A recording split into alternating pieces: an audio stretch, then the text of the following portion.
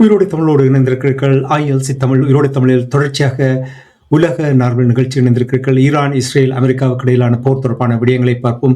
24வது நாள் என்று போர் நடைபெற்றுக் கொண்டிருக்கின்றது. இன்று இரவு நாங்கள் இந்த நிகழ்ச்சியில் இணைந்திருக்கின்றோம். அரசுகளே, அன்புகள் சார்பாக உங்களுக்கு வணக்கத்தை தெரிவித்துக் கொண்டு, இன்று நிறைய சம்பவங்கள் நடைபெற்றிருக்கின்றது. நாங்கள் மதியம் ஏற்கனவே போர் தொடர்பான நிலைமைகளை பார்த்திருக்கின்றோம். அமெரிக்காவுடைய பேச்சுவார்த்தை குறித்து செய்திகள் போலியான செய்திகள் என்று தேரான் கூறியிருக்கின்றது. அதாவது டொனால்ட் ட்ரம்ப் அவர்கள் இதுவரையில் எந்த செய்திகளை போட்டாலும் ஃபேக் நியூஸ் என்று கடைசி அவருடைய வாய்க்கிலிருந்து வந்தது முழுக்க ஃபேக்கா இருப்பது போல் தெரிகின்றது. கள நிலை எவ்வாறு இருக்கின்றது என்பதை முதலில் கூறுவீர்களா? நாங்கள் முதல் வெளியிட்ட வீடியோவில் ஈராக்கில் போர் நிறுத்தம் பலர் நேயர்களும் கேட்டிருந்தார்கள், என்ன தலைப்பை மாறி போட்டிருக்கிறார்கள் என்று. அது தலைப்பு சரி. என்னென்று சொன்னால், ஈராக்கில் போர் நிறுத்தம் ஏற்பட்டது என்று சொன்னால், அங்கிருந்த அமெரிக்க படைகளும் நேட்டோ படைகளும் வெளியேறுவதற்காக அவர்கள் ஈராக்கின் எதிர்ப்பு படையிடம் போர் நிறுத்தத்தை கேட்டிருந்தார். போர் நிறுத்தம் 24 மணி நேரம் இருந்தது. ஈரானில் இன்னும் போர் நிறுத்தம் ஏற்படவில்லை. இப்போது நாங்கள் கதைத்துக் கொண்டிருக்கும் போது இஸ்ரேல் தாக்குதலை நடத்தி இருக்கின்றது. அவர்கள் அதை போஸ்ட்போன் பண்ணி இருக்கிறார்கள் என்று சொல்லியிருக்கிறார். 5 நாளைக்கு போஸ்ட்போன் பண்ணி இருக்கிறார்கள். இப்ப ட்ரம்ப் கூறுகிறார் ஏப்ரல் 9ஆம் தேதி இந்த போரை நிறுத்துவதற்கு முயற்சிப்பதாக கூறுகிறார். அவ்வளவுதான். அதில் ஒன்று கூற வேண்டும் என்னென்றால், அதான் சொல்லுவார்கள் இல்லையா, புத்தகத்தினுடைய கவரை பார்த்து நீங்கள் மதிப்பிடாதீர்கள், புத்தகத்துக்குள்ளுக்கு படித்துவிட்டு மதிப்பிடுங்கள் என்று சொல்லுவார்கள்.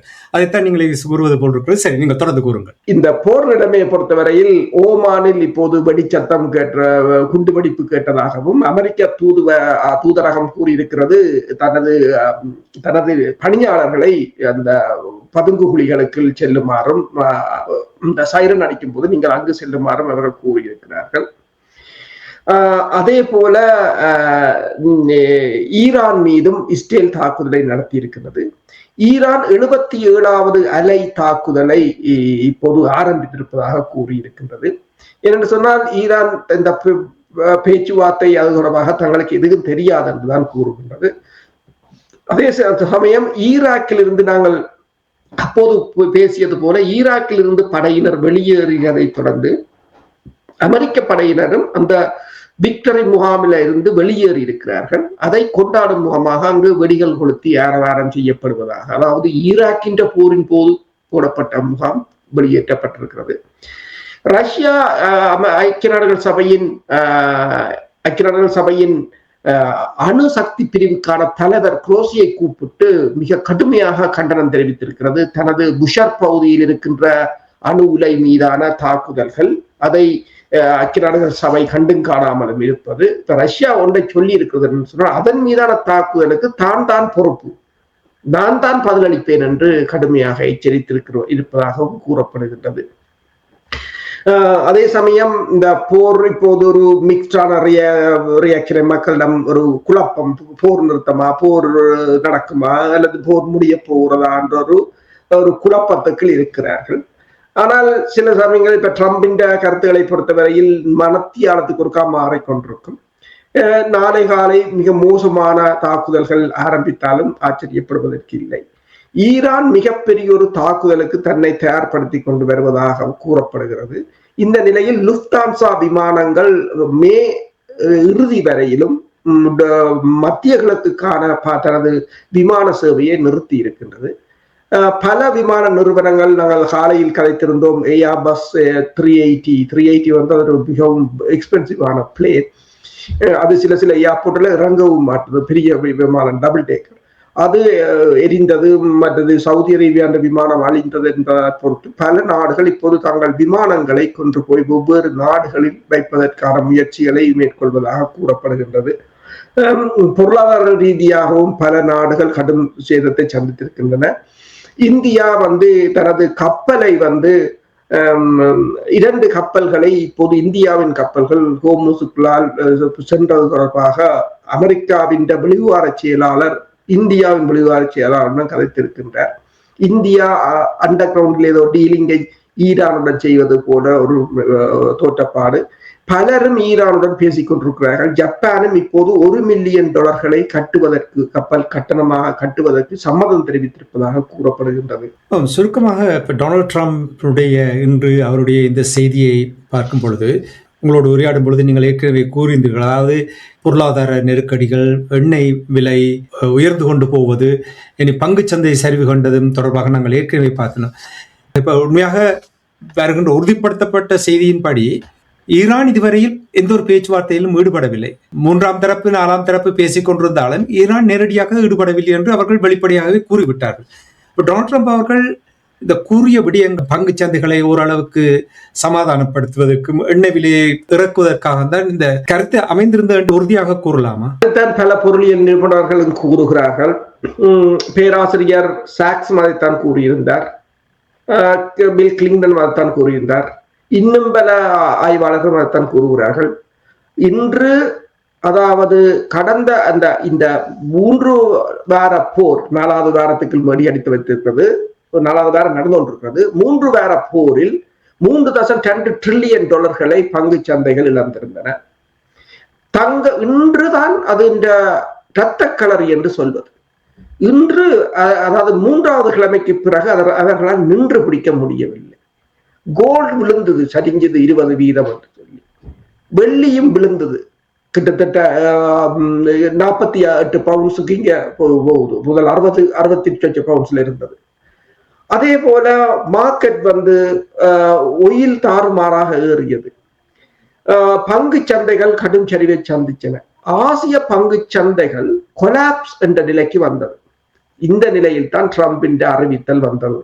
அதற்கு பிறகு நீங்க பாத்தீங்கன்னா இந்த டவ் என்ற பங்கு சந்தை 1000 புள்ளிகள் ஏறி இருந்தன. எண்ணெய் விலை கடும் 13% வீழ்ச்சி அடைந்து $96 மாறி இருந்தது. இந்தியாவின் பங்கு சந்தை கடகடந்து எகிரி இருந்தது. ஆசியாவின் பங்கு சந்தை எகிரி இருந்தது. அதே போல ஏனைய தென்கொரியாவா இருக்கலாம், ஜப்பானாக இருக்கலாம், பல நாடுகளுக்கு ஒரு விடிவு கிடைச்சது போல உணர்ந்தார்கள் இந்த மாற்றத்தை. அதாவது முன்னைய போர்கள் இல்லாமல் இந்த போர் என்றது ஒரு மிகப்பெரிய ஒரு பொருளாதாரத்துடன் பிணைக்கப்பட்டது. ஈரான் அடித்தது பொருளாதாரத்தை தான் கூடுதலாக அடித்தது. அதாவது முஸ்லீம், அதாவது வளைகுடா நாடுகள் இதற்கு மேல் தாக்கு பிடிக்க முடியாது என்ற ஒரு நிலை. அப்ப யார் கூறுகிறார்கள், இவர்கள் எல்லோரும் சேர்ந்து ட்ரம்புக்கு அழுத்தம் கொடுத்திருக்கிறதாகத்தான் கூறப்படுகிறது. அதாவது அந்த கூட்டணி நாடுகளிடமிருந்தே கடுமையான எதிர்ப்பை சம்பாதித்துக் கொண்டார். அதற்கு பிறகுதான் இந்த முடிவு வந்திருக்கிறது. இல்ல, இன்னொரு கேள்வி உங்களிடம் என்னவென்றால், ஈரானை சிலாவி அழித்தொழிப்பேன் என்று சொன்னார், ஒபிலிட்ரியேட் பண்ணுவார் என்று சொன்னார். அங்க நின்ற டொனால்ட் ட்ரம்ப் அவர்கள் ஒப்பந்தம் செய்வதற்கு தயாராக இருக்கின்ற என்று கூற அங்கே இருந்து அப்படி இங்கே இறங்கி வந்தார். பலம்தான் என்று சொன்னால் ஈரான் அடி முதல் அவர்கள் மெல்ல மெல்ல எடுத்தார்கள். அதாவது 3வது கிழமை இவர்கள் ஆயுதங்கள் இல்லாமல் அல்லலாடி கொண்டிருக்கிற நேரத்துல ரஷ்யாவின் முன்னாள் பாதுகாப்பு அமைச்சர் கூறுகிறார், ஈரான் இன்னும் புது ஆயுதங்களை எடுக்கவில்லை என்றார். ரஷ்யாண்ட செய்குவை பொறுத்தவரையில பாதுகாப்பு அமைச்சர் அவர் ஒரு ஜெனரல், அவர்தான் அந்த யுக்ரைன் போரை முதலிலிருந்து நடத்தியவர். அப்ப அவர்தான் இப்ப வடகொரியாவையோ எங்கேயோ அவர் இங்க அடிக்கடி ஈரானுக்கு வருவார், வடகொரியாவுக்கு போவார், ஒரு முக்கிய புள்ளி. அவர் கூறினார், இன்னும் முக்கிய ஆயுதங்களை ஈரான் எடுக்கவில்லை. இஸ்ரேலை மட்டுமல்ல வளைகுடாவை முழுத்தலையும் அழிப்பதற்கு ஈரானிடம் ஆயுதங்கள் இருக்கிறது. அடுத்ததாக இன்னொன்றையும் அவர் சொன்னார், அமெரிக்காவிடம் இல்லாத அளவுக்கு ஏவுகணை ஈரானிடம் இருக்கின்றன. அப்ப அடுத்ததாக உங்களுக்கு தெரியும், F-35 அமெரிக்காவின் கனவு விமானம் அடி வாங்கியது. அடுத்தது கூட்டணி நாடுகளால் எந்த நாடுகளும் அமெரிக்காவுக்கு உதவிக்கு வரவில்லை. நேட்டோவும் வரவில்லை, வளைகுடா நாடுகளும் வரவில்லை. சரி, அமெரிக்கா மக்களின் போராட்டத்தை தூக்கலாம் என்றால் மக்கள் யாரும் எல்லோரும் அரசின் பக்கம் போய்விட்டார்கள். அப்ப அதுவும் ஃபெயிலியராக போய்விட்டது. வளைகுடா நாடுகளை கொண்டு போகலாம் என்றால் அவர்கள் ஒரு கல்லை கூட எறியவில்லை. இதற்கு பிறகு ட்ரம்பால் எதுவும் செய்ய முடியாது. இதுக்கு பிறகு அவர் இஸ்ரேலை நம்பி சும்மா அடிச்சு கொண்டிருப்பதால், இப்ப பேராசிரியர் மராண்டி கூறியது போல 2025ஆம் ஆண்டு அடித்த லோஞ்சர்கள், அதிகளமான லோஞ்சர்கள், ஏவுகணை லோஞ்சர்கள் சேதமானது போன வருஷம். இந்த வருஷ தாக்குதலில் அவர்களுடைய லோஞ்சர்கள் சேதமாகவில்லை. அது போன வருடம் உள்ளுக்குள் இருந்து அடித்தபடியால் சேதமாகியது என்று. எல்லாம் டீகோயை வச்சுதான் செய்தார்கள். சீனாவோட 5000 டீகோயை வாங்கியிருந்தார். இந்த ஏர்பெட் மாதிரி அடிச்சு விட்டா அது டேங்கி மாதிரி நிற்கும், பிளேன் மாதிரி நிற்கும் சொல்லி. அப்ப அவங்க இதே எல்லாத்தையும் எல்லா ஆயுதங்களையும் வீணடித்து விட்டார். இப்ப சேட்டலைட்டை சுட்டு கொளுத்துற ஏவுகணையை கொண்டுதான் நேற்று டிமோனாவை பாதுகாத்திருக்கிறார்கள். இப்ப ஓரளவு என்னன்னா ட்ரம்ப் கூறியிருக்கிறார், தான் பீட் ஹிசத்தை கூப்பிட்டேன், ஜெனரல் ஹெயினை கூப்பிட்டேன், பலரை கூப்பிட்டு சொன்னேன், லெட்ஸ் டாக். ஆனா டொனால்ட் ட்ரம்புக்கு இதை புரிந்து கொள்றதுக்கான அறிவு இருக்கிறதா? எனக்கு இது பலரும் கேட்கின்ற கேள்வி. இது ஒரு பெரிய ஒரு ராக்கெட் சயின்ஸ் இல்லை, பலரும் கேட்கின்ற கேள்வி. இது தொடர்பாக நிச்சயமாக இந்த நிபுணர்கள் கருத்து குறிப்பாக ஜெஃப்ரி சாக்ஸ் போன்றவர்கள் கருத்து கூறி அதான் ஜெஃப்ரி சாக்ஸ் கூறி இருக்கின்றார். அவர் மிகவும் ஒரு வேதனைப்பட்டுத்தான் கதைத்திருக்கின்றார். அவர் ஒன்றை கூறியிருக்கின்றார், டூ மென்டலி அன்ஸ்டேபிள் இண்டிவிஜுவல் என்று கூறியிருக்கிறார். மனநிலை பாதிக்கப்பட்ட 2 பேர் இந்த உலகத்தை, அதாவது அவர் சொல்ற we cannot live the delusion of this man என்று குறிக்கிறார். இந்த மனிதர்களின் கற்பனையான உலகத்தில, ஒரு காணல் நீர் போன்ற உலகத்தில இந்த மக்கள் வாழ முடியாது. அவர் இன்னொன்றையும் கேட்டிருக்கிறார், அமெரிக்காவில் நீங்கள் அமெரிக்க மக்களை பார்த்து ஒன்று கேட்டிருக்கிறார், உங்களில் ஒரு பகுத்தறிவு உள்ளவர்கள் இல்லையா என்று கேட்டிருக்கிறார். காங்கிரஸ் தான் இந்த போருக்கு போருக்கான பொறுப்பை காங்கிரஸ் தான் எடுக்க வேண்டும். ஆனால் காங்கிரஸில் யாராவது ஒருவராவது என்ன நடக்கிறது என்று, உங்களுடைய நாட்டில் என்ன நடக்கிறது என்று நீங்கள் பார்க்கிறீர்களா என்று அவர் கேட்டிருக்கிறார். அதாவது அவர் சொல்லுகிறார் என்று, ஈரானுடன் தொடர்பை வைக்கிறது பாசிபிள், ஆனால் டீலை வைக்கிறது பாசிபிள் இல்லை, இம்பாசிபிள் என்றுதான் சொல்லி இருக்கிறார். அப்ப அதாவது அவர் கூறியிருக்கிறார் என்று சொன்னால், ஒரு தரப்பு பேசியது என்று சொல்லுகிறது, மறுதரப்பு இல்லை என்று சொல்கிறது. அப்ப அது டீல் இல்லை, அது மீடியா ரிலீஸ், அவ்வளவுதான். அதுல அது இந்த பத்திரிகைகளுக்கான அறிக்கையை தவிர அது டீல் இல்லை என்று கூறியிருக்கு.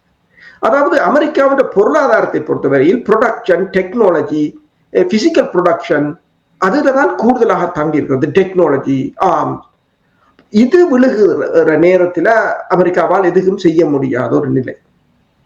அதாவது அவர் கூறுகிறார் என்று சொன்னால், மிகப்பெரிய ஒரு பின்னடைவாக வந்தது இந்த ஆயிலும் கேஸ். அதே நேரம் கூட்டணி நாடுகள் பின்பலமாக ஈரானுடன் கைகோர்க்க தொடங்கியது. இப்போது இந்தியாவுடன் பின்பலமாக ஈரானுடன் போய் கை சேர்ந்ததால் இப்போது மார்க்கோ ரூபியோ ஜெய்சங்கரை கூப்பிட்டு கலைத்ததாக கூறப்படுகிறது. என்றால் அவர்களுக்கு நாட்டில பிரச்சனை அல்லது உள்நாட்டு கலவரம் வந்துவிடும். பல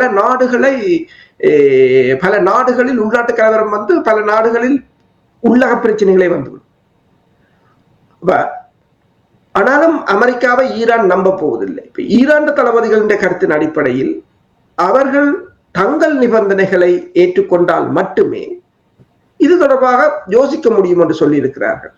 எல்லோரும் கதைக்கிறார்கள். இப்போது பாகிஸ்தான் கதைக்கிறது, எகிப்து கதைக்கிறது, துருக்கி கதைக்கிறது, ஓமான் கதைக்கிறது. எல்லோரும் இப்போ இதை சாதாரணமாக வைத்துக் கொண்டு பேசுகிறார்கள். இஸ்ரேலை ஒதுக்கி விட்டார்கள். எல்லோரும் இப்போது ஈரானுடனும் அமெரிக்காவுடனும் பேசுகிறார்கள் என்றால் அவர்களுடைய நாட்டை இப்போது தக்க வைக்க வேண்டும். அதாவது ட்ரம்புக்கு கடைசியா கொடுக்கப்பட்ட அழுத்தம் என்னென்று சொன்னார், பீட்டர் சாக்ஸ் கூறினார் என்னென்று சொன்னால், இந்த எனர்ஜி இன்ஃப்ராஸ்ட்ரக்சரை, பிசிக்கலான ஸ்ட்ரக்சரை அழிக்க எப்ப தொடங்கினார்களோ 2 தரப்பும், அப்போதே பிரேக்கிங் பாயிண்ட் வந்துட்டு. ஏனென்றால் அது எத்தனையோ வருஷம் எடுக்கும் கட்டி முடிக்க. நீங்கள் உதுல வச்சு உதுல வச்சு நீங்க விளையாடலாம். நீங்கள் இந்த விளையாட்டை கொண்டு வந்து வச்சுக்கொண்டு எத்தனையோ பல வருடங்களாக எடுத்த அழிச்சு போட்டு நாளைக்கு ஒயிலும் இல்ல கேஸும் இல்லாம இருக்கிற இந்த உலகம் இருக்காது. அதைத்தான் அவர் கூறியிருக்கிறார். இனி ரஷ்யா யுக்ரைன் மீது தாக்குதல் நடந்த பொழுது மேற்கத்திய நாடுகள் வரிசையில் நின்றது ரஷ்யாவை குற்றம் சொல்வதற்கு. இந்த எலக்ட்ரிசிட்டி, கேஸ் பைப்லைன்ஸ் அந்த மீது தாக்குதல் நடந்தவுடன் இப்பொழுது இவர்கள் தாக்குதல் செய்த பொழுது எத்தனை பேர் கண்டனம் தெரிவித்தார். இனி இப்ப டொனால்ட் ட்ரம்புடைய இந்த விடயங்கள் தொடர்பாக நீங்கள் கூறும்பொழுது 48 மணி நேர காலக்கெடு கொடுத்திருந்த விடயம் நாங்கள் 3 தடவைகள் பேசியிருந்தோம். நினைக்கிறேன் இன்னும் ஒரு சில மணி நேரத்தில் இந்த காலக்கெடு முடிய போன்றது. அது இப்பொழுது இல்லாமல் போய்விட்டது. 5 நாட்கள் கொடுத்திருக்கிறார். 5 நாட்கள் பேச்சுவார்த்தை நடத்துவோம், தீர்மானத்துக்கு வருவோம் என்ற ஏதோ அலம்புவது போல் இருக்கிறது. ஆனால் என்னுடைய கேள்வி என்னவென்றால், ஆனால் இது அலம்புகிறார் என்று நாங்கள் தட்டி கழிக்க முடியாது என்றால், அவரிடம் புத்தி இல்லாவிட்டாலும் அவரை சுற்றி இருப்பவர்களிடம் புத்தி இருக்கலாம். நீங்கள் அடிக்கடி கூறினீர்கள் 2500க்கும் மேற்பட்ட மெரின் அங்கே சென்று கொண்டிருக்கிறார்கள், அதன் பின்னர் சிறப்பு படையினர் செல்லுகிறார்கள் என்று கூறினீர்கள். கிட்டத்தட்ட 4500க்கும் மேற்பட்ட கடற்படையினர் அங்கே அந்த பிராந்தியத்துக்கு செல்லு கொண்டிருக்கிறார்கள். அவர்கள் அங்கே போய் சென்று செட்டில் பண்ணி சரியான இலக்குகளை அவதானித்து சரியாக துல்லியமாக கணிப்பதற்கு நேரம் வாங்கும் ஒரு தந்திரமாக இதை நான் கருதலாம். அடிக்கடி கூறுவது போல அமெரிக்காவுடன் சண்டை செய்வது ஆபத்து, சமாதானத்துக்கு போவது பேராபத்து. நீங்கள் சமாதானத்துக்கு போக வைக்கதான் வெகு கவனமாக இருக்கணும். அது எங்களோட தமிழீழத்திலும் நாங்கள் பார்த்ததுண்டு. இப்ப சமாதான பேச்சுக்களுக்குள்ள தான் ஈரான் அத்தனை தளபதிகளையும் தலைவரையும் இழந்ததே இந்த சமாதான பேச்சுக்களை தான். போருக்குள்ள ஈரான் இழக்கவில்லை, அதை போராக்கள் இழந்தது குறைவு. அப்ப இப்ப பல கிட்ட கேள்வி என்னென்றால், இந்த 4500 மெரைன்ஸ் அங்க போகிறார்கள். அவர்கள் போகும் வரையும் இவர்கள் இந்த ஆயுதங்களை மறுசீரமைத்து வரையிலும் உள்ளுக்கு புலனாய்வுத்துறை எந்த தகவலும் இல்லை. 4 வாரங்களாக ஈரான் இன்டர்நெட் டவுன், அவங்க இன்டர்நெட் ஓபன் பண்ணவே இல்லை. அப்ப ஒன்றும் தெரியாது. அப்ப அடுத்தது கேர்டிஸ் அமைப்பினரை பலப்படுத்தி அவர்களின் ஊடாக உள்ளகத்துக்களால் ஒரு பிரச்சனையை உருவாக்குவதற்கு, அதுக்குத்தான் ட்ரம்ப் கூறுகிறார் என்னென்றால், இன்னொருவர் யாருடன் கலைக்கிறார் இன்னொருவர் என்று அவர் கூறுகிறார். எல்லாரும் இறந்து விட்டார்கள், அது ரெஜிம் சேஞ்ச் தானே என்று கூட கூறுகிறார். அது வேறுபடியாது. அப்ப இதில் இனித்தான் ஈரான் மிகவும் கவனமாக இருக்க வேண்டும். ஒவ்வொரு அடியும் நீங்கள் மரண குழிக்குள்ள வைக்கிற மாதிரி தான் இருக்கு. எனவேதான் ஈரான் வெளிவார அமைச்சர் கூறிக்க, நான் வரவே மாட்டோம் பேச்சுக்கு, இது போர் நிறுத்தத்துக்கு நாங்கள் தரப்போவதில்லை, நிரந்தரமான ஒரு சமாதானம், அதுக்கும் அனைத்துலக சமூகத்தின் உத்தரவாதத்துடன் ஏற்றுக்கொள்வோமே தவிர வரப்போவதில்லை என்று கூறியிருக்கிறார்கள். இப்போது அவர்களுக்கு டைம் தேவை. ஈரானில் எங்கெங்க என்ன இருக்கிறது என்றதை அறிய வேண்டும். உள்ளுக்குள் இருக்கின்ற மொசாட்டுகளுடனான தொடர்புகளை ஏற்படுத்த வேண்டும். அடுத்ததாக அடுத்த படையினர் உள்ளுக்குள் ஒரு ஏன் உள்ளக புரட்சி பிழைச்சது என்றதை பார்க்க வேண்டும். அடுத்தது இந்த ஹார்முஸ் ஜலசந்தியை எவ்வாறு கைப்பற்றுவது அல்லது அதை தந்திரமாக எவ்வாறு எடுத்து விடுவது. இப்ப உடனே கூறியிருக்கார், ஜோயிண்டா நாங்கள் வச்சிருப்போம். என்னன்னு சொன்னால், அங்கே இருக்கிற யாரும் ஒரு அயத்தொல்லாவும் தாரமா சேர்ந்து ஜோயிண்டா வைத்திருக்கலாம் என்று. என்னன்னு சொன்னால், ஏதோ ஒரு வகையில் அவர்கள் உள்ளுக்கு கூறுவார்கள். ஏதோ ஒரு வகையில் அமெரிக்காவாக போராட்டு விட்டாலும் நோர்வேயாக போகலாம், அல்லது ஸ்வீடனாக போகலாம், சுவிட்சர்லாந்தாக போகலாம். அப்படித்தான் வருவார்கள். இந்த தமிழகத்திலும் அப்படித்தான் வந்தார். இப்ப நீங்கள் சொல்வது போல இது ஒரு காலத்தை வாங்குவதற்கான ஒரு முயற்சியாக கூட இருக்கலாம். தரவழி தாக்குதல், அதாவது அந்த தீவை கைப்பற்றுவதும் அவர்களுடைய ஒரு நோக்கமாக இருக்கின்றது. கைப்பற்றி அதை நிலை கொள்ள வைக்க முடியுமோ அது என்னவோ, ஆனால் அங்கே ஒரு தாக்குதல் நடத்துவதற்கான ஒரு திட்டமாக இருக்கலாம் என்று கூட நீங்கள் கூறியதையும் எனக்கு ஞாபகம் இருக்கிறது. இனி ஹார்முஸ் நீரிணையும் திறக்க வேண்டும். அவர்கள் கூறுகிறார்கள் திறந்துதான் இருக்கிறது, ஆக தங்களுடைய எதிரிகளுக்கு மட்டும்தான் அதை போட்டி இருக்கின்றன. அதுவும் கூட ஒரு சின்ன ஒரு சிக்கல் இருக்கின்றன. என்றால் இப்ப இந்த கன்னி வடிகளை வைத்து விட்டால் இவர்கள் தரவடியில் சென்றாலும் ஹார்முஸ் நீரிணையை இயங்க வைப்பது ஒரு பெரிய சிக்கலாக இருக்கும் இல்லையா? உண்மைதான். என்னென்று சொன்னால், ஹார்முஸ் நீரிணையை பொறுத்தவரையில் அதை இயங்க வைப்பது என்பது, அதை கைப்பற்றுவது என்பது இப்போது ட்ரம்புக்கு முன்பு தெரிந்திருக்கும், அது முடியாத காரியம். கிட்டத்தட்ட 3200 கப்பல் இருக்கிறது. அதில் ஒரு போர் நடந்தால், நாங்கள் முதலும் கதைத்திருந்தோம், ஒரு போர் நடந்தால் அது இந்த நிலைமை எவ்வாறு இருக்கும் என்றதை கற்பனை செய்து பார்க்க முடியாது. ஈரான் சர்ஃபஸ் வெசல்ஸ் தான் அழிக்கப்பட்டது. அதை வைத்துக் கொண்டு 2 ஆயுதங்கள் அழித்து விட்டது, வான்படை அழிந்து விட்டது, கடற்படை அழிந்து விட்டது என்று சொல்ல முடியாது. என்றால் எல்லாம் அழிந்த பிற்பாடும் அவர்கள் ஒரு வல்லரசை, ஒரு வல்லரசு தந்த 33-37% படை அணிகளை கொண்டு வந்து குவித்து, போன தடவை அதுவும் இஸ்ரேலும் அவர்களும் சேர்ந்து போன தடவை 12 நாள் நின்று பிடிச்சார்கள். இந்த முறை 23வது நாளிலேயே மூச்சு வாங்குது என்று சொன்னால், இப்ப என்ன பிரச்சனை என்று சொன்னால், இவர்களுக்கு இப்ப ஏன் இறங்கி வந்திருக்கிறார்கள் என்று சொன்னால், இதுல இன்னொரு விஷயம் இருக்கின்றது. ஆரென்று சொன்னால், இந்த ஈரான் வெளிவார அமைச்சர் ஒன்றை இன்று கூறியிருந்தார். அதாவது எகிப்து இந்த சுயஸ் கடலின் ஊடாக போகிற கப்பல்களுக்கு $2 லட்சம் இருந்து $7 லட்சம் அறவிடுகிறது. சில பெரிய கப்பல்களுக்கு 1 மில்லியனையும் அறவிடுகிறது. பனாமா கால்வாய்க்குள்ளாக போற கப்பல்களுக்கு $1 லட்சம் $4.5 லட்சம் அறவிடப்படுகின்றன. சில சமயங்களில் $5 லட்சம் அறவிடப்படுகின்றன. துருக்கி இந்த பொஸ்போஸ்ட் சைட்டுகளால போற கப்பல்களுக்கு பணத்தை வாங்குகிறது. கனடா இந்த சென்ட் லோரன்ஸ் சீரேக்களால போறதுக்கு பணத்தை வாங்குகிறது. அமெரிக்கா இந்த சென்ட் லோரன்ஸ் சீரேக்களால போறதுக்கு தண்ட பக்கத்துக்கு காசை வாங்க யோசிக்கின்றது. அப்ப ஈரான் ஏன் இந்த ஹோமோஸ் ஜலசந்தியினூடாக போற அல்லது நீரிணையினூடாக போற கப்பல்களுக்கு வாங்கக்கூடாது? அவர்கள் விலையை நிர்ணயித்திருக்கிறார்கள் 1 மில்லியன். ஜப்பான் ஓமன்ட்டு நாங்கள் தாரமண்ட், இப்ப எல்லாரும் ஓமன்ட்டுவாங்க. அதான் இப்ப 74 மில்லியன் இன்றைக்கு போட்டிருக்கிறார்கள். இப்ப இந்த போர் நடந்து கொண்டிருந்த நேரத்துல ஈரான் தான் உலகத்திலே அதிக எண்ணெயை உற்பத்தி செய்து வித்திருக்கிறது. 46 வருட வரலாற்றுல ஈரான் அதிக எண்ணெய் விற்பனை செய்திருக்கிறது இந்த போருக்குள்ள. அப்ப ட்ரம்புக்கு காசு தானே. இப்ப ஜோசிப்பா இந்த 1 மில்லியன் இந்த ஹோமோஸ் ஜல நீரிணைய தானும் ஈரானும் சேர்ந்து நடத்தினா என்று சில ஒழிச்சு வச்சிருக்கலாம். அப்போ சொல்லிக் கொண்டிருந்தார், என்னுடைய லைஃப்ல நான் டீல் வைக்கிறது தான் என் வேலைன்னு சொல்லிக் கொண்டிருந்தார். அதான் இப்ப சொல்லியிருக்கிறேன். இப்பதான் நெத்தனியா வாயிட்டு இருந்திருக்க ட்ரம்புடன் தான் பேசியதாகவும் அவர் சொன்னாராம் போர் வந்து ஒரு டீலுக்குள்ளால் முடியும் என்று தான் சொல்லியிருக்கிறார். இதே நேரத்தில் அரசு அவர்களே சொல்லுவார்கள், come back to hound you என்று சொல்லுவார்கள், உன்னை திருப்பி வந்து வாட்டும் என்று சொல்லுவார்கள். ஈராக்கில் இவர்கள் செய்த அட்டூழியம் இப்பொழுது அமெரிக்கர்களை திரும்பி வந்து வாட்டுவது போல் தெரிகின்றது. அதைத்தான் நாங்கள் மதியம் பேசும் பொழுது நீங்கள் தலைப்பாக கொண்டு வந்திருந்தீர்கள். எங்களுடைய உறவுகளுக்கு கொஞ்சம் விளக்கமாக கூறுங்கள் என்றால், அந்த நான் சொன்ன அந்த உன்னை திரும்பி வந்து வாட்டும் என்ற அந்த நிலைமை இப்பொழுது வந்திருக்கின்றது. என்ன நிலைமை என்றதை கூறுங்கள். போர்ல வந்து அமெரிக்கா இழந்தது மிக அதிகம், அதிலும் குறிப்பாக ஈராக். அதாவது ஈரான் இதில் ஒரு மிகப்பெரிய வெற்றி என்னென்று சொன்னால், ஈராக்கில் இருந்து அமெரிக்காவை விரட்டி அடித்திருக்கிறார்கள். அது ஒரு வெல் பிளான் என்று சொல்லலாம். கிட்ட பார்க்க போனால் இன்று அந்த ஈராக்கில் இருக்கிற விக்டரி பேஸ் என்று சொல்றது, கேம்ப் விக்டரி என்று சொல்றது, விக்டரி அது வந்து அதுல இருந்த அமெரிக்க படையினர் இப்போது வெளியேறி யோர்டானுக்கு போயிருக்கிறார்கள்.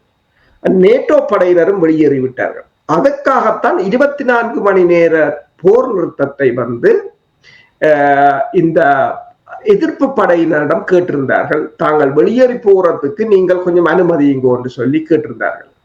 இந்த படை அமெரிக்காவை பொறுத்தவரையில், அதாவது இது ஒரு பெரிய ஒரு அணிவகுப்பாகத்தான் போயிருக்கிறார்கள். கிட்டத்தட்ட 22 வருடமாக இருந்த அந்த தளம் இன்றைக்கு துடைத்தளிக்கப்பட்டிருக்கிறது. துடைத்தளிக்கப்பட்டா ஆனரவிலிருந்து ஓடின மாதிரி தான், ஆனரவிலிருந்து ஆமி ஓடின மாதிரி தான்.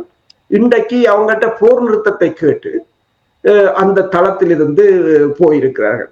இப்ப ஆனரவை எவ்வளவு தூரத்துக்கு தமிழ் மக்கள் ஒரு தங்களுக்கு ஆக்கிரமிப்பு சின்னமாக பார்த்தார்களோ, இந்த விக்டரி தளத்தையும் அப்படித்தான் அவர்கள் பார்த்தார்கள். இந்த வளைகுடாவின் நாட்டில் அவர்கள் அமெரிக்காவின் வெற்றி சின்னமாக இருந்ததை அன்றைக்கு இஸ்லாமிய ரெசிஸ்டன்ஸ் ஆஃப் ஈராக் என்று சொல்றது, இஸ்லாமிக் ரெசிஸ்டன்ஸ் ஆஃப் ஈராக் என்று சொல்றது, அவர்கள் அதை தாக்கி அதை தொடர்ந்து அதன் மேல் நடைபெற்ற தாக்குதல்கள் அடுத்து போயிருக்கிறார்கள். இப்ப 2003ஆம் ஆண்டு ஈராக்கை முற்றாக கைப்பற்றினாலும் 1991ஆம் இடம்பெற்ற போரில் இருந்து அதை ஒரு சின்னமாகத்தான் அமெரிக்கா பராமரித்து வந்திருந்தது. அந்த கேம்பில் இருந்துதான் ஜெனரல் ஹுசைன் சொலாமனியையும் வந்து அமெரிக்கா ஈராக்கில் வைத்து படுகொலை செய்திருந்தது. அப்படி அந்த தளத்துக்கு பெருமளவான ஈராக்கிய ஜெனரல்கள் மற்றும் ஹமாஸ் படையினர், ஹிஸ்புல்லா படையினரின் மரணங்களுக்கும் அந்த தளத்துக்கு நிறைய தொடர்புகள் இருக்கின்றன. இன்று அங்கு நீங்கள் பாத்தீங்கன்னு சொன்னா மேலுக்கு ரேசர் ரவுண்ட்ஸ் எல்லாம் அடிச்சு வெற்றி கொண்டாட்டமா கொண்டாடி கொண்டிருக்கிறார்கள். நீங்கள் இப்பொழுது சின்னமாக பார்க்கப்படுகின்ற என்று கூறினாலும் அவர்கள் அங்கிருந்து வெளியேறியது இஸ்ரேலியர்களுக்கு இது எவ்வளவு பின்னடைவாக நீங்கள் பார்க்கிறீர்கள் என்றால், அங்கே சின்னமாக இருந்தாலும் சும்மா இருந்து விளையாடி கொண்டு போவதில்லை, கண்காணித்துக் கொண்டுதான் இருக்க போகிறார்கள். அப்ப இது இஸ்ரேலியர்களுக்கு எவ்வளவு பின்னடைவை ஏற்படுத்தும் என்று நீங்கள் அவதானிக்கிறீர்கள்? அது மிகப்பெரிய ஒரு பின்னடைவு என்று சொன்னால், இந்த போரின் முடிவே இப்ப இருக்கிற நிலைமை ஒரு மிகப்பெரிய ஒரு பின்னடைவு. எனவேதான் இந்த போர் முடியுமா என்று பலரும் எதிர்பார்க்கிறார்கள். இப்படி முடியாதென்றும் சிலர் வாதிடுகிறார்கள். என்று சொன்னால், இப்படியே இடைக்கு விட்டால் இஸ்ரேலின் நிலைமை மிகவும் பரிதாபமாகத்தான் போகிறது. ஏனென்று சொன்னால், வளைகுடா நாடுகளில் கூட இப்ப ஈராக்கில் வெளியேறினால் அவர்கள் ஜோர்டானுக்கு தான் கொண்டு போயிருக்கிறார்கள். சில சமயம் அவர்களுக்கு யோசிக்கலாம் என்ற இனி ஈரானுடன் ஒரு உடன்பாட்டுக்கு வந்து மெதுவாக நாங்கள் கொண்டு வரலாம் என்றும் சில வேளை யோசிக்கலாம். நேட்டோ வேலைக்கு அவர்கள் வெளியேறிவிட்டார்கள் அந்த தளத்தில் இருந்து. உண்மையில் நீங்கள் கேட்டது போல இது இஸ்ரேலிட இந்த தளங்கள் எல்லாம் இருந்தது இஸ்ரேலிட பாதுகாப்புக்காக. அதைத்தான் எல்லோரும் சொன்னார்கள். எல்லாத்திலும் இருந்தது இஸ்ரேலின் பாதுகாப்பு. ஒவ்வொரு தளம் அகற்றப்படுவது என்று சொன்னால் இஸ்ரேலின் ஒவ்வொரு தூணும் உடைக்கப்படுகிறது என்றுதான் அர்த்தம். அப்ப இது இஸ்ரேலிய மக்களுக்கும் இப்போது மெல்ல மெல்ல புரிய வந்திருக்கும் என்றுதான் நான் நினைக்கிறேன். சரி, நிறைவாக போர் நடந்து கொண்டிருக்கின்றது, பொருளாதார சிக்கல்கள் வந்திருக்கிறது, பொருளாதாரம் உலகத்தையே ஒலிப்பிக் கொண்டிருக்கின்றது. பாகிஸ்தானில் பார்க்கலாம், இந்தியாவில் பார்க்கலாம், ஸ்ரீலங்காவில் பார்க்கலாம், ஆசிய நாடுகளில் பார்க்கலாம், மேற்கத்திய நாடுகளில் பார்க்கலாம். பிரித்தானியாவை எடுத்தீர்கள் என்றால் £1.28 இருந்த ஒரு லிட்டர் பெட்ரோல் விலை இப்பொழுது £1.50 மாறி இருக்கிறது. எண்ணெய் விலை கூறினால் மிச்ச எல்லா பொருட்களுடைய விலையும் கொஞ்சம் கொஞ்சமாக அதிகரித்து விடுவார்கள். இந்த பொருளாதார நிலைமை, இந்த சிக்கல் எவ்வளவு தாக்கத்தை ஏற்படுத்த போகின்ற என்று எங்களுடைய உறவுகளுக்கு கூறுங்கள். கடுமையான தாக்கம் தான். இப்போது ஃபெர்டிலைசர்ஸ் இந்த பற்றாக்குறை கடுமையான பாதிப்பை விவசாயத்தில் ஏற்படுத்தி இருப்பதாக கூறப்படுகிறது. உடனடியான இதன் பாதிப்பு தெரியாது. இன்னும் ஒரு 3-4 மாதங்களின் பிற்பாடுதான் இதன் பாதிப்பு தெரியும். இலங்கையிலும் கூட அப்படித்தான் கூறுகிறார்கள். இப்போது பார்க்க போனால் எல்லாம் பிரச்சனை. அதாவது எரிபொருள் ஏற்றம், விலையேற்றமாக இருக்கலாம், வேலை வாய்ப்பு இல்லாமல், மற்றது பள்ளிக்கூடத்துல புத்தகம் என்று ஒருவர் இலங்கையிலிருந்து கதைக்கும் போது கூறினார், 2 பிள்ளைகளுக்கு ஒரு புத்தகத்தை தான் கொடுக்கிறார்கள். அப்பதான் அவருக்கு அது புரியவில்லை. ஏனென்றால் பேப்பர்ல புத்தகம் அடிப்பதற்கு, பேப்பரை வாங்குவதற்கு காசு இல்லை. அப்ப ஏன் என்று நான் சொன்னேன். உதைத்தான் நாங்கள் 2-3 வருஷத்துக்கு சொன்னது. அமெரிக்க ட்ரம்ப் வந்த UN என்ற காசுகள் எல்லாம் நிப்பாட்டினார். இவ்வளவு காலம் நீங்கள் என்னென்று வாழ்ந்தீர்கள்? யூனிசெஃப் தரும், NGO-க்களுக்கான வெறும் காசு, அவங்களோட காசு தான் வந்து கொண்டிருந்தது கண்டினியூஸா. இப்ப சீனாவும் கையை விரிச்சிட்டு சொல்றாரு, புத்தகம் அடிக்கிறதுக்கு கூட சீனா கொடுப்பதற்கு எல்லா நாடுகளும் மங்குறத்தான் இருக்கிறது. அப்ப எல்லாரும் அவரவர் தங்களை பாதுகாக்கிறதுக்கு தான் இப்போது ஓடி திரிகிறார்கள், மற்றவர்களை பார்க்க மாட்டார்கள். ட்ரம்ப் UN-க்கான காசை நிப்பாட்டிய போதே மெல்ல மெல்ல இந்த பிரச்சனைகள் ஆரம்பமாகி விட்டது. அடுத்தது டிட்வா புயல் வந்தது, அது இந்த அழிவு, அதிலிருந்து கூட மீள முடியாத ஒரு நிலை. தொடர்ச்சியாக போர், ரஷ்ய போரா, கோவிட் வந்தது, ரஷ்ய போர் வந்தது என்று சொல்லி உலகம் தொடர்ச்சியான அழுத்தங்களை சந்தித்துக் கொண்டிருக்கின்றது. இனித்தான் மிகப்பெரிய ஒரு வீழ்ச்சியை சந்திக்க வேண்டிய ஒரு நிலை வரும் என்று நான் நினைக்கிறேன். இந்த போரை இத்துடன் இப்ப என்ன செய்ய போகிறார்கள் என்றது அடுத்த ஒரு பிரச்சனை. இந்த போரை எவ்வாறு முடிக்க போகிறார்கள் என்றது ஒருத்தருக்கு தெரியும். இது இப்ப 5 நாளைக்கு ஒரு தற்காலிக ஓய்வு. அதுக்கும் இந்த பங்கு சந்தை, இந்த மார்க்கெட்டை கொலாப்ஸ்ல இருந்து காப்பாற்றுவதற்காக எல்லோருமாக கூடியிருந்து எடுத்தது முடிவு ஒரு தற்காலிகமாக இருக்கின்றது. இதில் அமெரிக்கா தன் நிலையை விட்டு இறங்க போகிறதா அல்லது தன் நிலையை உணர்ந்து கொள்ள போகிறதான்றதான் இங்க இருக்கிற பெரிய பிரச்சனையாக இருக்கிறது. இப்ப ஸ்டாக் மார்க்கெட் நான் கூறியது போல 3.2 ட்ரில்லியனை இழந்தது என்று சொன்னால் பல ஐரோப்பிய நாடுகள் 1 வருட GDP அது. அப்ப அதே மாதிரி இது நாங்கள் சும்மா பங்கு சந்தையையும் ஒயிலையும் தான் கதைக்கிறோம். அதுல இருந்து சின்ன ஹீலியம் இல்லை, நானோ சிப்ஸ், அதாவது artificial intelligence, computer, mobile phone ஒன்றும் இனி இல்லை. இரண்டு ஹீலியத்தை சேமிக்க நாங்கள் இங்க பேசியிருந்தோம். ஈரான் அடுத்த ஆயுதத்தை என்ன எடுக்க இருந்த அண்டர் வாட்டர் கேபிள், இன்டர்நெட்டுகள் அண்டர் வாட்டர்களால் கேபிள் கொண்டு போறது. அந்த கேபிளைத்தான் அடுத்த கிழமை வெட்டுவதற்காக இருந்தார்கள் என்று கூற. அதை வெட்டினால் 17% உலகத்தின் தொடர்பாளர்கள், பைனான்சியல், இந்த பணப்பரிமாற்றம் எல்லாம் கொலாப்ஸ் ஆகும் என்று கூறினார்கள்.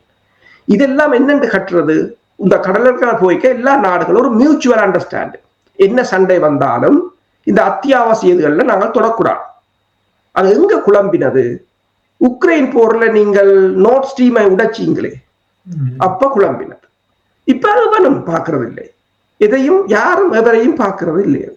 அதான் ஒரு ஆள் பிரசிடண்டா இருக்கும் போது ஒரு காரியத்துக்கு அதை எல்லோரும் செலவு பண்ணுவார்கள். அதான் அந்த பிரச்சனை. தற்போதைய நிலையில் இதை அதுக்குத்தான் இப்ப பாத்தீங்கன்னு சொன்னா நீங்க பாகிஸ்தானார்கள், ஜோர்டானாக இருக்கலாம், சவுதி அரேபியா இருக்கலாம், எல்லோரும் இந்த சந்தர்ப்பத்தை பயன்படுத்தி பல நாடுகளும் ஈரான் அதிபருடன் பாகிஸ்தான் அதிபர் கலைத்திருக்கிறார், ஈரான் அதிபருடன் ஓமான் வெளியுறவு அமைச்சர் கலைத்திருக்கிறார், துருக்கியின் வெளியுறவு அமைச்சர், ரஷ்யாவின் லாரோவ் கூட போராடுத்திருக்கிறார். போராட்டு சொல்லிக்கிறேன், நீங்கள் ஒரு டீலுக்கு நீங்க வாங்க வந்து கூட்டு அவர்கள் இப்போது வேண்டுமென்றால் ஒரு நடுநிலை ஒரு மத்தியஸ்தத்துக்கு வரலாம். இதில் பிழை எங்க என்று சொன்னால் மத்தியஸ்தத்துக்கு போன ஓமான் தான் இதுக்கு பொறுப்பு கூற வேண்டும். இப்ப தமிழ எங்களை கொண்டு போய் எரிக் சொல்கையும் வரும்போது அன்றைக்கு போன மாதம் 2 மாதத்துக்கு முதல் இங்க கொழும்புக்கு வந்த போது அவர் டெய்லி மிரர் கொடுத்த போட்டியில் என்ன கொடுத்தார்? தான் பேச்சுவார்த்தை ஆரம்பித்த போது விடுதலை புலிகள் பீக்கில் இருந்தார்கள் பலத்தில். ஆனால் அதை சிதைத்ததுக்கு மத்தியஸ்தான் பொறுப்பு. நீங்கள் எதுக்கும் பொறுப்பு கூறவில்லை. அதே போல இங்கே ஓமான் தான் அதுக்கு பொறுப்பு. அதை என்னதான் ஓமானுக்கு அடித்தாரு. ஓமான் என்ன கேட்டது, ஏன் எனக்கு அடிக்கிறீர்கள், நான் மத்தியத்துக்கு வந்துடான். மத்தியத்துக்கு வந்து நீ மத்தியத்தை வடிவச்சிருக்க. உண்மைதான். நன்றி அரசர்களே. நாங்கள் இன்று சற்று கூட நேரம் எடுத்து விட்டோம். இருந்தாலும் நல்ல தகவல்களை உயிரோடை தமிழ் உறவுகளுக்கு பயந்து கொண்டமைக்காக உயிரோடை தமிழ் அன்பர்கள் சார்பாக நன்றி கொண்டு நாங்கள் மீண்டும் நாளை காலை இணைந்து கொள்வோம் மேலதிக தகவலோடு. ஒவ்வொரு தடவையும் பேசும் பொழுது போர் முடிவுக்கு வர வேண்டும், தணிய வேண்டும் என்றால் உலகமே, அதுவும் இப்ப நீங்கள் கூறியது போல் அவர்கள் கூறுவார்கள் தேர்ட் வேர்ல்ட் கண்ட்ரி என்று சொல்வார்கள், அல்லது குளோபல் சவுத் என்று சொல்வார்கள். அங்கே கொள்ளையடித்து விட்டு அவர்களை பிச்சைக்காரராக்கிய அந்த நாடுகள் அவர்கள் படுகின்ற மோசமான நிலை இருக்கின்றது. அதிலிருந்து அவர்கள் வெளிவருவதற்கு இந்த போர் நிறுத்தாவிட்டால் மோசமான நிலை அடையும் என்பதையும் நீங்களும் கூறினீர்கள், பலரும் கூறுகிறார்கள். நன்றி அரசர்களே. நாங்கள் தொடர்ந்து நாளை சந்திப்போம். நன்றி, வணக்கம். நன்றி, வணக்கம்.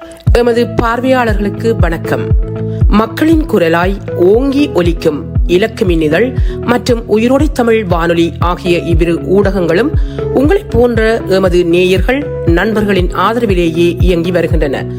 மிக குறைந்த வளங்களுடன் பல இடர்கள் மற்றும் தடைகளை தாண்டி பயணிக்கும் எமது ஊடகங்களின் பணிகள் மேலும் வளர உங்களால் முடிந்த நிதியுதவியை வழங்கி இன்னும் காத்திரமான செயற்பாடுகளை முன்னெடுக்க உதவுமாறு மிகவும் பணிவன்புடன் வேண்டி நிற்கின்றோம்.